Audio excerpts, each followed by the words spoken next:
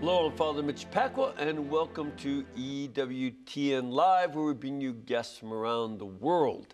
Tonight, we'll look at how great literature that is true, beautiful, and good from a Catholic perspective can enhance our understanding of the virtues of our morality and our spiritual lives. But first, we'd like to talk briefly with EWTN's Peter Gagnon about new productions and specials coming your way. Peter, what do you have for us this time? Well, coming up, we have actually a good list of programs that show the variety of programs you try to provide here at EWTN. Sure. This weekend, on Saturday and Sunday, we're going to be airing select talks from this past summer's Napa Institute Conference. So they bring in a great number of speakers from literally around the world to give presentations. So we take some of those talks where we package them, and so they air Saturday morning, several of the talks, and then Saturday afternoon, and again on Sunday. Okay. So people should look for that. After that is we have a new miniseries called The Quest. It's basically a documentary style miniseries focused on the joy of living a strong Christian life living it courageously in the midst of kind of what people say is our dark world right now. So produced by University of Dallas. It's a great program. Very well shot and produced, and I think people will really like that. Now, it airs next week in our gallery slot, but Monday's air is a little bit earlier because we're going to be bringing the U.S. Bishops Conference their opening Mass. So we're going to be airing that opening Mass on Monday. But the rest of the conference, people can tune in and watch it online. So we're going to be streaming the actual discussions that the bishops have for Monday through Wednesday. And so people can go to our website, EWTN.com, and they can click on the link and find out how to watch the conference online. So a lot of people like to tune in or have that in the background to see what the bishops are discussing. So there's some important topics this year that they are going to cover. So, and then one last thing is people go to our website as well. There's a last-minute trip that the Holy Father is doing to Assisi. So people can tune in to watch the Holy Father's visit there. He's going to be meeting with the poor in Assisi, and there's several events happening there. So all of this should be on our website, EWTN.com, and to find out information about all these great programs. Great. Thank you. Yeah. Good to have that info. Absolutely. And hopefully you'll tune into those programs. We'll be back in just a couple of minutes with tonight's guest, so please stay with us.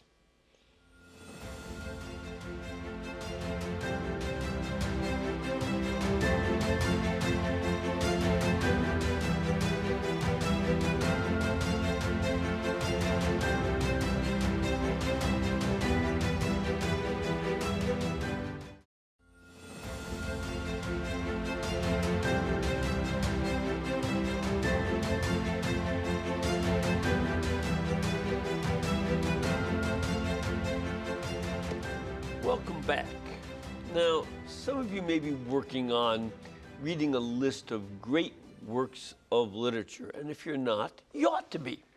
But you also find that there are so many wonderful choices of literature, and even for people who are getting on in years, it still is so little time to actually read them all. The question becomes, why should I read this particular work or that work of literature?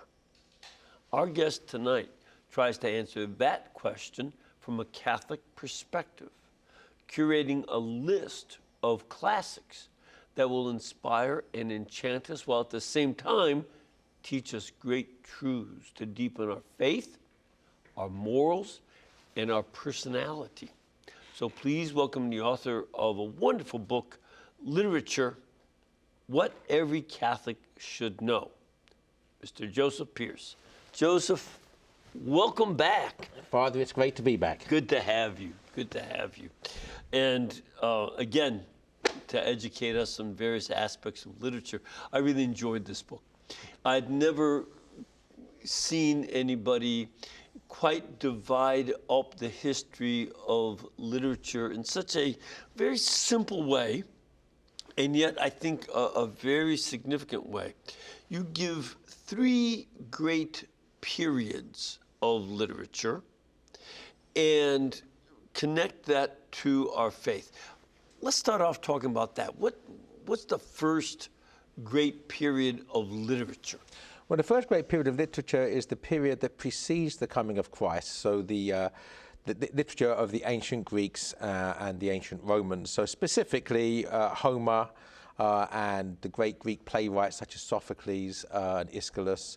And of course Virgil when we get to the Roman period. So that's the pre-Christian epic and drama, which I think we can see a hunger for the God who's not yet revealed in the questions asked and up to a point answered in those works.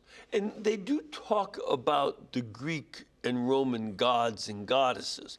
Those are very important characters in the myths and in some of the plays, sometimes more than others. But again, it's still looking towards something deeper, because the Greeks themselves were asking wonderful questions. And that's one of the great points you bring out about Homer with his Iliad and Odyssey. Why is he so important if he's talking about these jealous gods, especially the jealous goddesses that are behind the Trojan War and the role of Zeus? What is his point in all this that relates to the rest of us? Well, there's a humanism in an understanding of who we are, which I think is very valuable. So let me give you a couple of examples. I mean, at the Iliad, Homer tells us right at the beginning of the Iliad that the epic is going to be about the anger of Achilles and its destructiveness, and the will of Zeus that is accomplished. So automatically having something set up here: pride, which leads to anger, which leads to a fall, and how this sin of pride leads to self-destruction, the destruction of Achilles, but also the destruction of Achilles' enemies, the destruction of Achilles' friends. So the innocent and the guilty are all victims of this pride preceding a fall.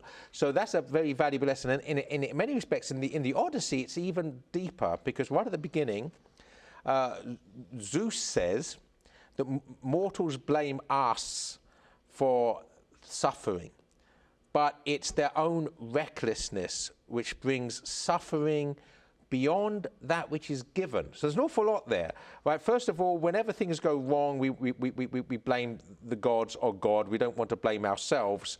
We want to find the scapegoat. And I hear that all the time. Why does God let this happen to me? Why did God do this to me? Things like that. Right. So basically ask two questions. First of all, usually our sufferings are due to either our own sins, such as Achilles in the Iliad, right? His own pride leading to his self-destruction, or the sins of others. We might be innocent victims of other people's sins, but that, again, that's not directly God's work. It's the work of the sinners. But then the third part, I think, is the most enigmatic, when Zeus says, beyond that which is given. In other words, that some suffering is given. In other words, some suffering in some sense is a gift. And that what can we learn through the experience of suffering? How does it enable us to become more fully human, to more fully understand our relationship with each other, our relationship with the gods, our relationship with God by extension, of course? So in other words, that Homer is asking some of these most axiomatic of questions that we all ask in all generations. In other words, there's something perennially relevant in the epics of Homer. See, that's one of the reasons that not only have they been required reading. I remember in 8th grade, Sister Ida told us we need to read those books. So I read them and started reading them then, and then they were assigned again in high school and read them again later on. They're books that are worth reading and rereading.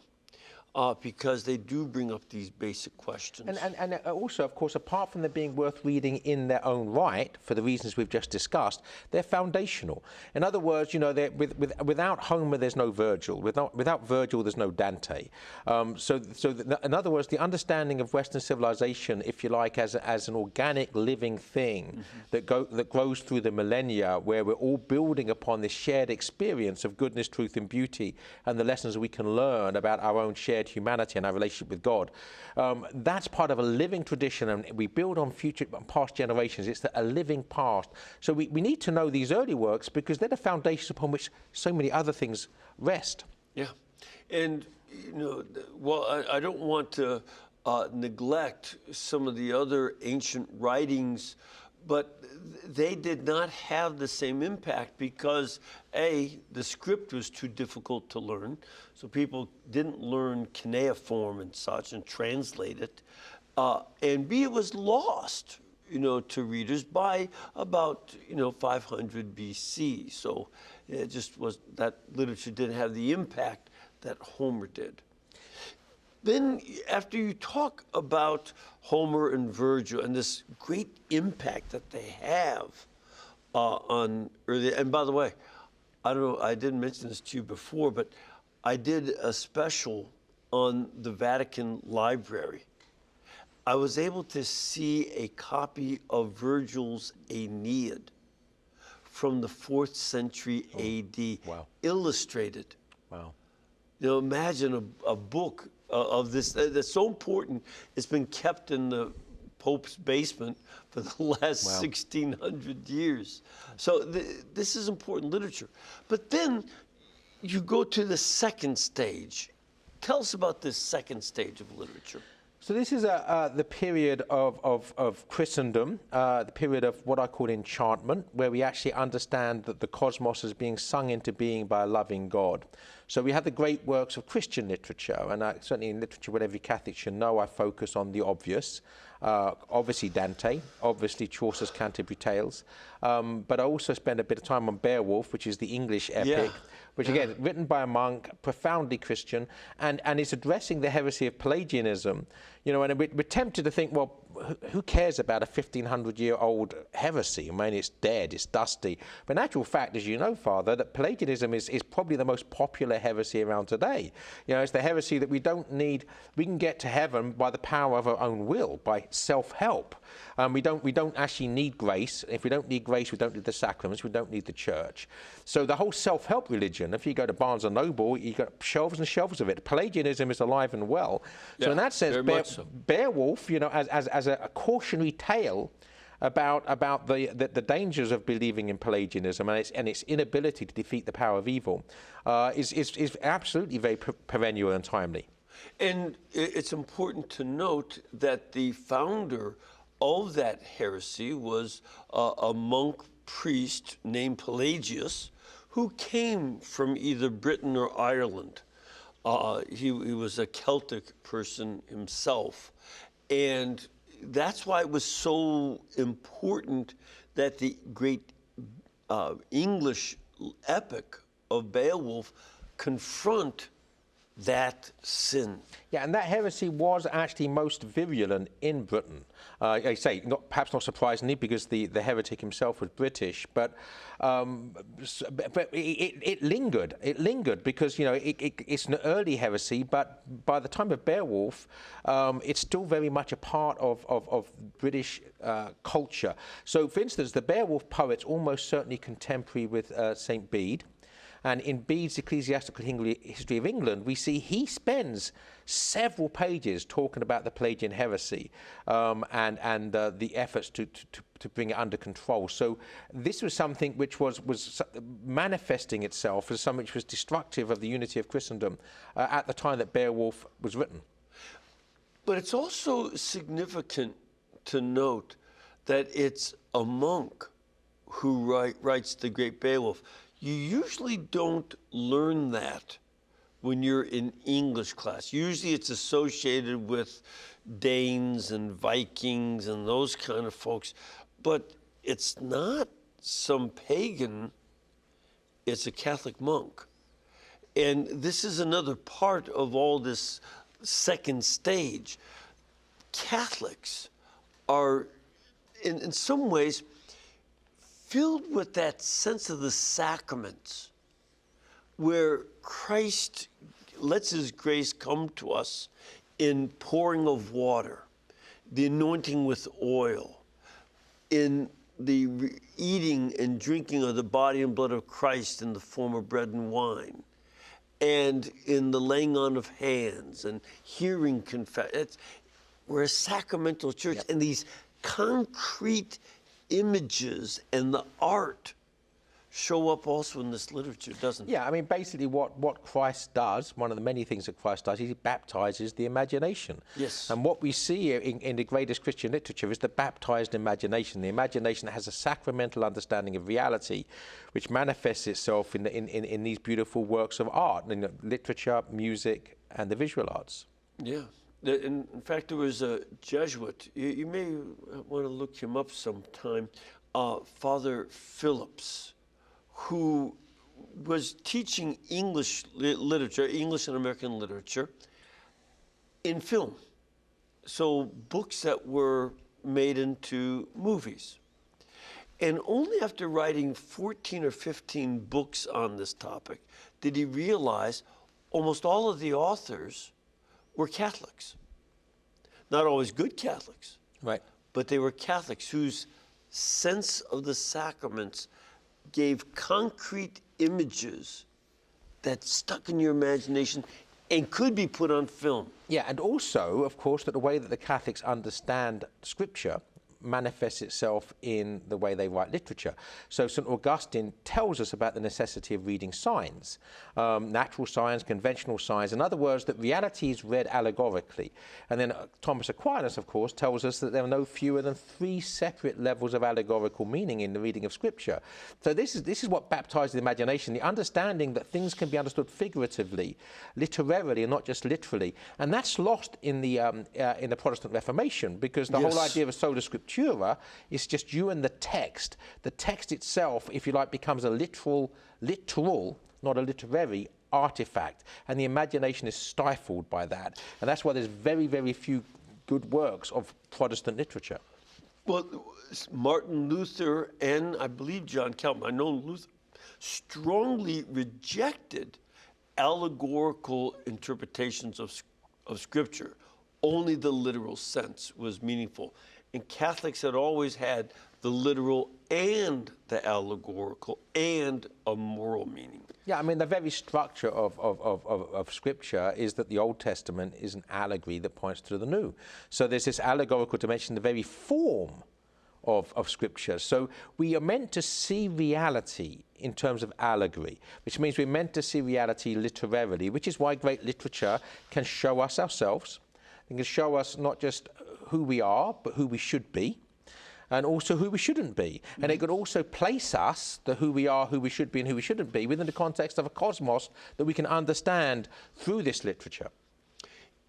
Another great Catholic author that I don't think we pay as much attention to as we should is Geoffrey Chaucer. He wrote Canterbury Tales. Talk about him a bit, if you would. Yeah, he's a bona fide, in the literal sense, a good faith Catholic. He critiqued nominalism, so he was orthodox in his philosophy as well as in his faith. The Canterbury Tales are unfinished work, so it's fragmentary, except that each tale stands on its own. So it's not as if, it's a work that's unfinished in the sense of, the narrative breaks down, there are missing bits. So the tales themselves are finished works of art. And we learn all sorts of lessons. So we get, for instance, in the general prologue, what we might call a snapshot, somewhat grotesque and caricature, but nonetheless a snapshot of late medieval England. And of course, it's the usual picture, that for every saint there are half a dozen sinners. For every good priest there's 3 or 4 bad ones. But what we do get is in the depiction of the parson, the poor parson of the town, from the general prologue, we get one of the most beautiful depictions and descriptions of a holy priest, a holy parish priest who embraces poverty, who spurns worldly ambition and advancement within the church. And then we're also immediately afterwards told about his brother, the plowman. So we have this wonderful depiction of the ideal holy priest and then the ideal holy layman and how they complement each other. So you have, if you like, these candles of sanctity in the midst of the darkness of the squalor of many of the other characters.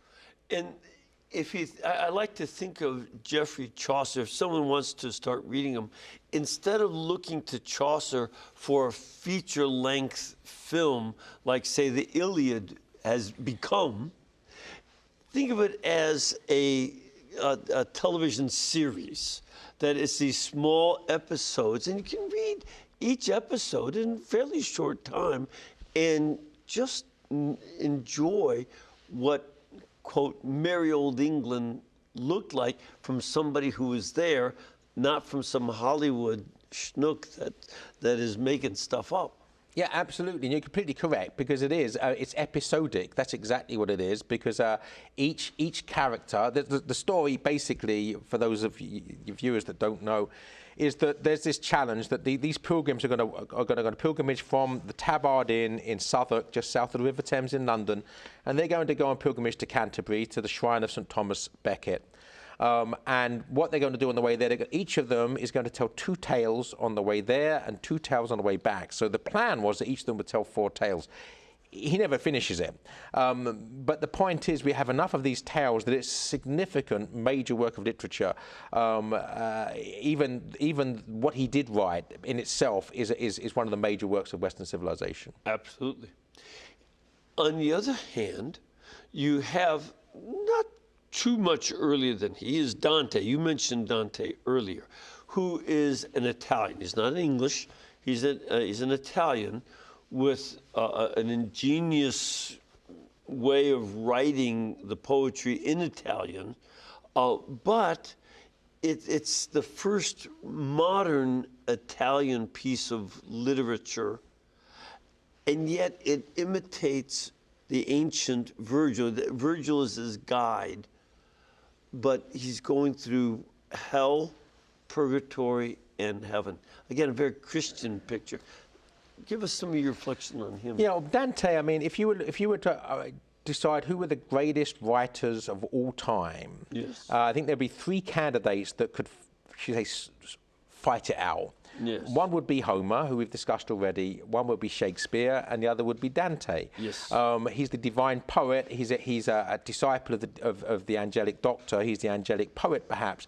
But again, what and by angelic doctor, you mean Thomas Aquinas. Yes. Yeah. Yeah, he was a disciple of St. Thomas Aquinas, and we have you have to understand the poem, the Divine Comedy, in depth. You have to have an understanding of Thomistic philosophy and theology, because that's what informs it. So it's profoundly Catholic from its depths outwards. And just in a nutshell, if we can try to do that, the story begins with Dante the poet as a character in the story in the dark wood of sin. So he's basically having a midlife crisis.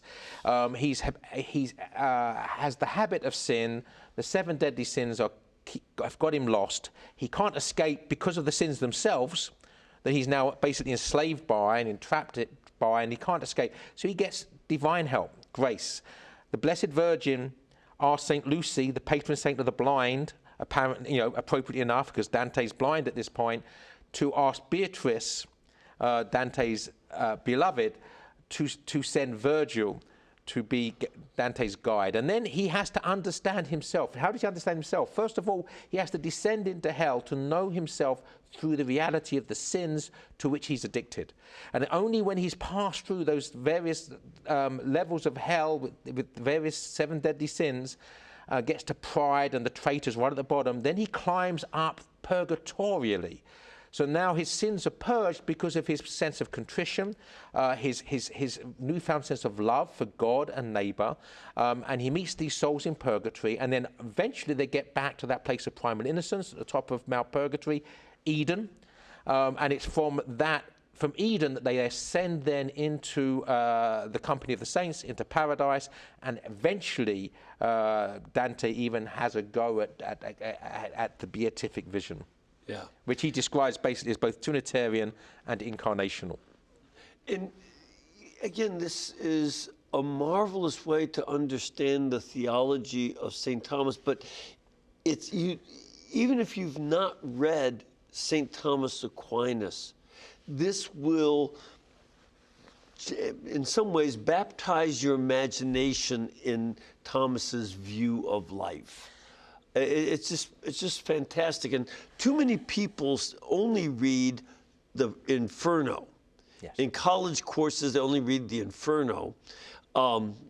Maybe it's self-recognition, but there is the Purgatorio and the Paradiso. There's more to it than going down to hell. Yeah, well, that's what I often say. You know, if people were to say that you can read the Fellowship of the Ring and you've read the Lord of the Rings, it would be nonsense, because the Lord of the Rings, although it's divided into Fellowship of the Ring, the Two Towers, and the Return of the King, is one work, one seamless work. The Inferno is just the first part of one seamless work. Right. To only read the Inferno basically is like stopping reading a book 1/3 of the way through. And of course, the reason for it's obvious is that at Protestant Reformation, the Protestants didn't believe in purgatory, and nor did they believe in the communion of the saints as Catholics understand it. So they had excommunicated themselves, so they exiled themselves from purgatory, Dante's purgatory and Dante's paradise, and all they could read was what was left, ironically, is hell. And then, of course, once this Protestantism decays into secularism, the so-called Enlightenment, etc., those people do not believe in purgatory. Those two people do not believe in heaven, but they can see the consequences of sin, even if they don't call it sin any longer, even if they call it selfishness or evil or whatever. Social structures. Yeah, exactly. However, but they can see the consequences. So, ironically, when you lose that baptized imagination, and when you lose that orthodox theology, you lose the purgatorial, you lose the paradisal, and you're left with the infernal. Yep. Now, we just have one more period of history. We've got this time of Christian flourishing of literature. What is the third stage? Well, I mean, historians will call it the modern period. I call it the period of disenchantment. Yes. So basically, the period of Christendom, of high Christian literature, is the period of enchantment, understanding the cosmos as something brought into being by a God who's a poet and a composer, who sings. I mean, we see this, of course, resurrected in the works of Tolkien and Lewis. You know, Middle Earth is brought into being by God as the great music, a symphony. Aslan sings Narnia into being. This is an enchanted cosmos. Yes. We then enter a period of disenchantment. But then what I think is very, very exciting about this is we have the tension between this disenchantment and re-enchantment. So we have, for instance, authors such as Shakespeare or Jane Austen or Dickens or Evelyn Waugh or Tolkien or Lewis, this re-enchantment in the midst of a disenchanted cosmos. And in many ways, that's a catalyst for the re-enchantment of culture. So folks understand, we're not talking about something that is make-believe. Right now, we're living at a time when schools do not teach Shakespeare. They don't teach the great literature because the authors were white, were male, things like that, and they cut their students off from that great literature that's the foundation of our culture. And that's that disenchantment. They don't want you to experience that merry old England of Chaucer or the Tudor England of Shakespeare. They don't want you to know about Homer.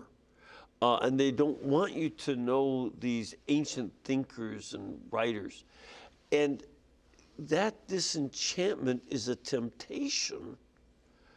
And we as Catholics, I think, can stand up and say, you're missing something beautiful. And if you want to just stick with bread and water, stale bread and water at that, you can, but we've got a feast. Yeah. And we're going to do that. We have to take a little bit of break, okay? So it'll be, I'll come back in a couple minutes, but if you want to find out more about Joseph Pearce's work, you can go to Pearce, Pearce .co, not .com, just jpearce.co, and you can find out more about what he's up to. We'll be back in a couple of minutes with your questions and comments and more discussion of this wonderful literature. So please stay with us.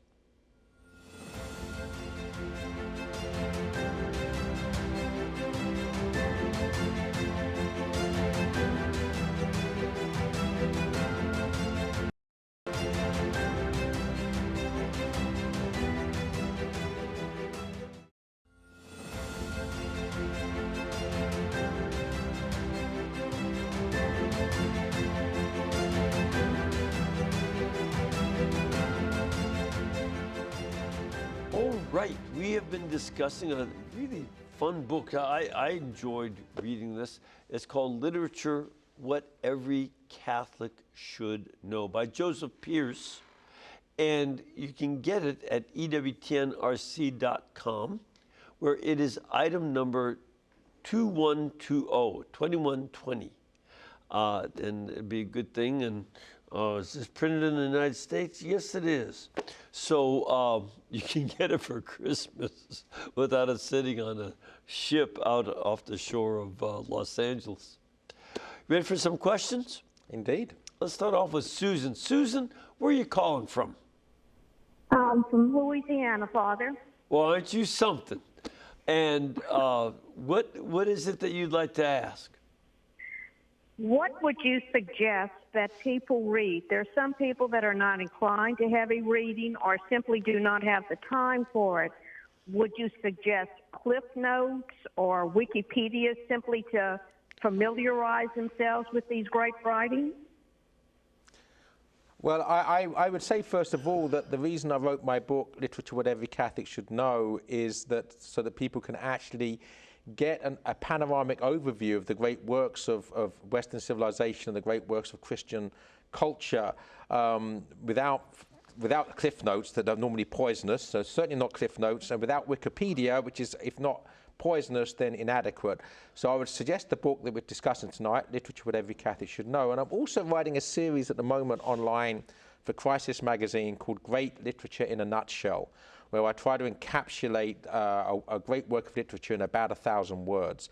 Now, what I'm hoping, of course, this if for people that don't have time to read all these works, it's a great way to introduce themselves to them. But I am hoping there will be appetizers, and that some people will be inspired by reading these nutshell overviews to actually go and read the works themselves, because we are greatly enriched by the time we spend on these great works of literature. And in this particular book, by the way, at the back of it, I do list 100 works that every Catholic should try to read. And, you know, Susan, one of the things about, I was discussing with Joseph before, or during the break, you know, I had to discover after I finished college that I didn't have to have an English professor, assign a book for me to enjoy it. You can just pick these things up, and even if you go to a used bookstore, you can find them very, very inexpensively all over the place. The classics are everywhere. And one of the nice things about that, you don't have to read it in a week. It's not a class assignment. Take your time and enjoy it. Savor the piece of literature. And I would, like Joseph, I would urge you to read these things. And something that may also be helpful, Susan, if you subscribe to things like Audible, all these classics are there. If you don't subscribe to Audible, there's also an app called LibriVox, LibriVox, LibriVox. It's free, and it's filled with classics that they read to you. All these classics are there for free. And you can listen to them that may be a way to get yourself started. Does that sound? It does. I mean, certainly many people spend time in the car, Yep. and so that's an obvious time to listen to a great work of literature. I would also say we live in a time where we're all moving too quickly, where we're all living with too many distractions. We live amidst technology, and I think sometimes we're distracting ourselves to death. And reading a good book or listening to a good book is a good way of slowing down and making time for ourselves. Obviously, prayer is a great way to do that, but we need to find other ways to disconnect, from the technological culture in which we find. And I think that people, when they do that, will actually come to relish that half an hour or so they spend each day just sitting in the corner of the living room with the book in their hand. And I think they'll come to actually relish that particular quiet moment of the day. Yeah, if you get yourself a nice cup of tea, like I have here, or coffee, or chocolate, or something that makes you very comfortable, and read. Yes. Or, and here's something else, Susan and others, you may think about reading one of these books out loud in your family circle. Have your children take turns reading, the mom and dad read.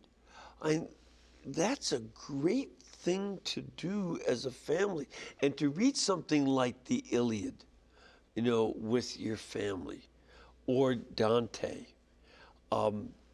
Maybe, there's little sections. You don't have to read the whole thing at once. It's a long book. But if it takes you 2 years to go through Dante, take the 2 years. Yeah, I would say that the most memorable and enjoyable time I had with my daughter was the time that every night before prayers I would read to her for half an hour. And then at bedtime, my wife would read to her. So my wife would read the American children's classics, and I read the British children's classics. When we first got married, Susanna and I, she hadn't read The Lord of the Rings. I read The Lord of the Rings out loud to her. I hadn't read Pride and Prejudice. She read Pride and Prejudice out to me. It's a great way of connecting spouses in a way which brings you closer together, and at the same time edifies and educates. It's a win-win-win-win situation. Yeah, and for families, this is a big win-win. Parents who read to or with their children will find their children starting to do better in school. And especially if in some of the, we already mentioned, in some of the schools, these books are no longer allowed. There are a lot of books that are just not permitted in certain places. So if you read them at home, you can be correcting a neglect that the schools give us, and let your children know the riches of this culture that some people are frankly trying to destroy. Yeah, and I would actually say, I say to people that you write as well as you read, but you also think as well as you read. And an example I use is the Anglo-Saxons. We were talking about Beowulf earlier. The Anglo-Saxons don't use a sort of an abstract word like vocabulary. They used a word hoard.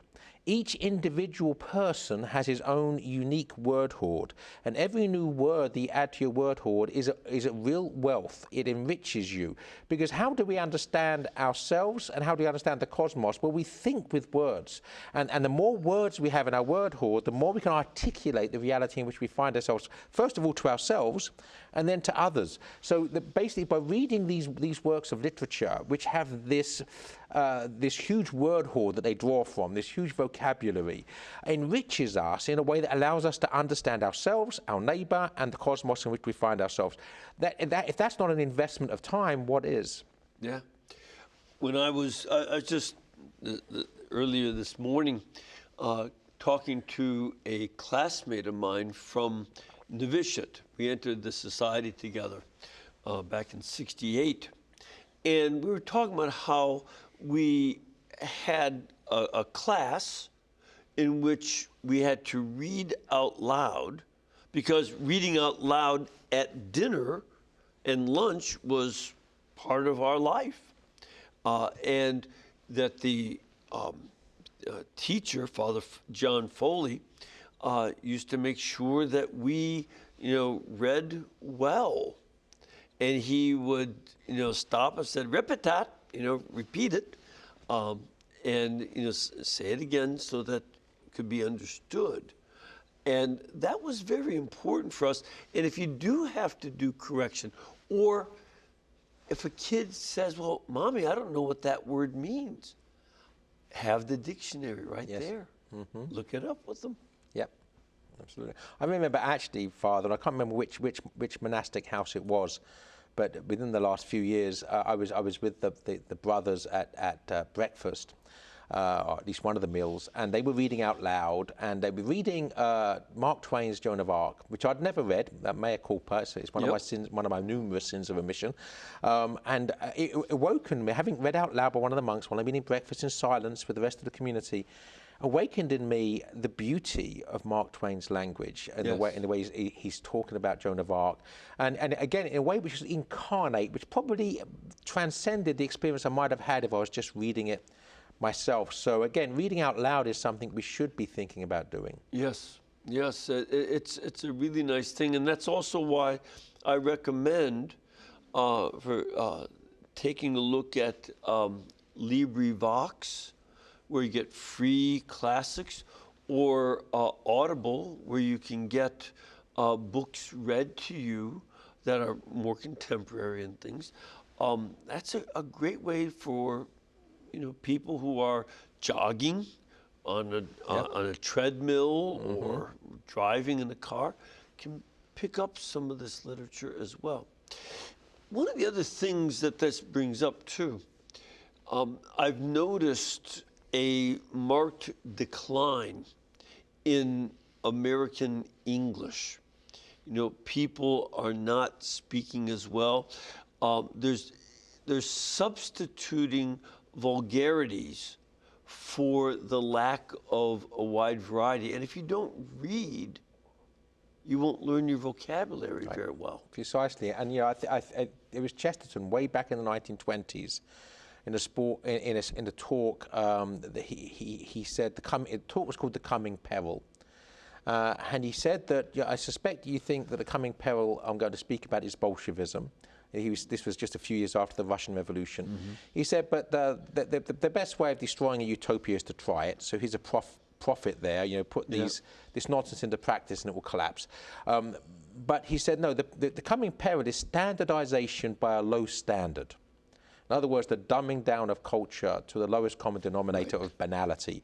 And that's the modern education system. That's the public school education system now, where we're not even, we don't, first of all, we've cancelled the past, which means we've cancelled all these great works of literature, but we also feel embarrassed about anything such as edification, the idea of lifting up our mind or our soul beyond that of the mere appetites.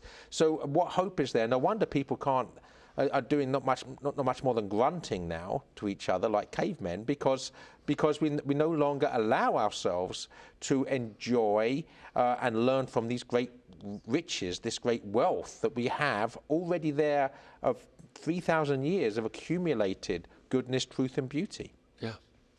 We do have another caller. Hello, Terry? Yes, Father. Hi, where are you calling from? I'm calling from El Paso, Texas. Oh, great. And what is this question from the great Republic of Texas? Well, it was really more a comment. I was listening to you all, and I was remembering when I took humanities at university, I had a Catholic professor, and I did a paper on Homer versus Herodotus, and I noticed in my research that Homer was looking for God, and I mentioned that in my paper, and Dr. Johnson said that's absolutely right, and the difference between him and Herodotus, both historians, but they had a different perspective. Now, I became a high school librarian, and in teaching research, Homer and also Dante, it depended on the teacher if I could give a full background on the author, as such as Dante, when I once said, no, I don't want you to say that he was Catholic, just give the research on the literature piece. And I think that's such a shame that we can't. Well, I'm retired now, but that teachers and librarians cannot give a full background on the Catholic authors. That was my comment. Okay. Yeah, well, I think that's a very good point. In fact, the way that I teach literature is that we do not have the right to treat it in the same way that Protestants treat Scripture as sola scriptura. In other words, if we just have the text and us, we project our own pride and prejudice onto the text, and we basically shrink it and shrivel it to the size of our own ego and capacity. Whereas if we actually approach it with objectivity in mind, then we can actually grow into the fullness. And one way you do that is to read it through the eyes of the other. And the most authoritative other is the authority of the author. So knowing something about the author, what the author's doing and saying, what his beliefs were, the time in which he lived, what he was addressing, allows us to enlarge our experience of the text when we come to it. So I'm completely with you that the most important context is the author himself. Yeah, and again, we've got a school of philosophy called deconstruction that tries to teach this very ugly notion that everybody just interprets it their own way, and what the author meant can never be known. Everybody is radically isolated from everybody else. You just have your own interpretation. Everybody has their own interpretation, and then there's no discussion. And the piece of literature becomes increasingly ugly. Yeah, and all great literature points to meaning. Deconstructionism points to meaninglessness. So basically what deconstruction does, it destroys everything it touches. It's the kiss of death to literature, which is why, by the way, since the deconstructionists got in the ascendancy in the academy, the number of people taking literature as a major has plummeted. Because if everything is meaningless, why bother to waste your time with it? That's the obvious next logical step. Whereas Catholics see this as something that enhances meaning and life as a whole. So this is why atheists are so dumb, among other reasons. We have another caller. Mary, where are you from? Westwood, Mass. Great. And what is your question? Been a fan of Joseph for many years, but I always contemplated and wonder if you could give me the answer to why C.S. Lewis never became a Catholic. Well, you get 10% of all sales of the book I wrote on the subject for having given me the excuse to talk about it. That's a topic that's fascinated me. So I wrote a book several years back called C.S. Lewis and the Catholic Church. So I would, if you want the, I mean, the whole point is that's a 60,000-word book. I couldn't really do justice to answering your question in a couple of minutes. But I would recommend you get my book, C.S. Lewis and the Catholic Church, where I look at Lewis's attitude to Catholicism. He was amazingly Catholic for a non-Catholic. He went to auricular confession. He called the Eucharist the Blessed Sacrament. He believed in the real presence in the Blessed Sacrament. So a very odd Protestant who was very Catholic friendly without ever actually crossing the threshold into Holy Mother Church. But read my book, C.S. Lewis and the Catholic Church. Yep, good idea. We have another caller. Hello, Rena. Hi, Father. God Hi, bless where are you. you calling from? The Big Bear Lake, Big Bear City, the mountains in California. Great. And what is your question?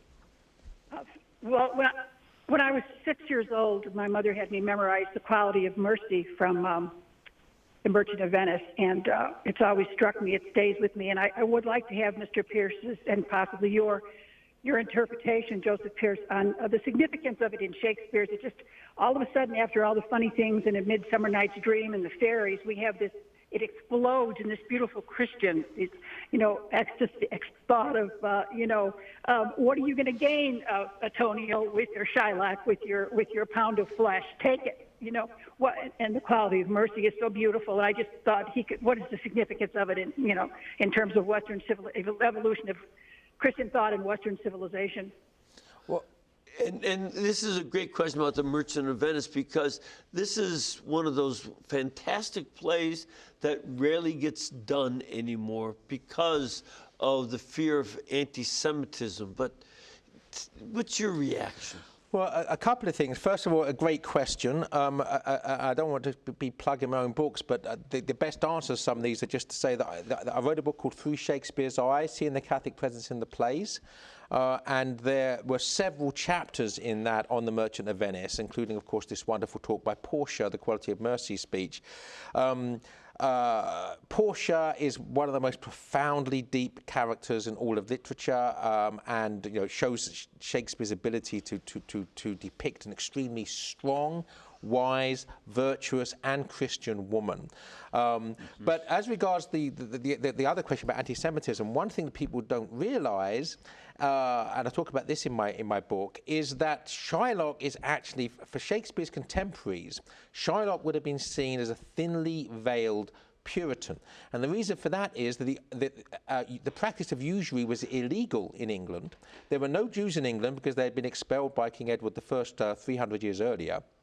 So the Shakespeare's audience would have seen Shylock as a thinly veiled Puritan. You couldn't talk about contemporary politics, so Shakespeare could not make him a Puritan because the play would be banned. So ironically, you can make him Jewish, but it's a thin mask because Calvin permitted usury. Right. And so the only usurers in England in Shakespeare's time were the Calvinists, were the Puritans.